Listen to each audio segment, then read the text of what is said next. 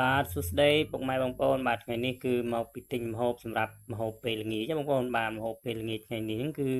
មានញាំស្វាយជាមួយនឹងត្រីបំពងណាបងប្អូនណាបាទត្រីបំពងហ្នឹងគឺយើងបំពងត្រីផ្ទាក់ណាបងប្អូនណាបាទ9ខាំជាងដែរបងប្អូនណាបាទហើយបន្ទាប់ពីយើងរៀបចំបន្លែរៀបចំត្រីហើយហ្នឹងគឺយើងចាប់ផ្ដើមទៅដាក់ខ្លាញ់កម្ដៅដើម្បីឲ្យវាក្ដៅណាបងប្អូនបន្ទាប់ពីក្ដៅហើយយើងចាក់ខ្លាញ់ចូលបងចាក់ខ្លាញ់ចូលក្ដៅហើយយើងចាប់ផ្ដើមដាក់ត្រីបំពងបងប្អូនណាហើយក្នុងត្រីហ្នឹងគឺយើងដាក់អំបិលដែរបងប្អូនដើម្បីកុំឲ្យជាប់បាទហើយយើងដាក់ត្រីចោលហើយយើងចាប់ផ្ដើមមកសិតស្វាយបងណាហើយសិតស្វាយហើយយើងចាប់ផ្ដើមទឹកប្រែត្រឡប់ត្រីដើម្បីកុំឲ្យវាខ្លោចទេបងប្អូនហើយយើងដាក់ភ្លើងរឹមបានណាបងប្អូនណាដើម្បីកុំឲ្យវាខ្លោចបងប្អូនណាដើម្បីឲ្យវាឆ្អិនសព្វល្អណាបងប្អូនសាច់ត្រី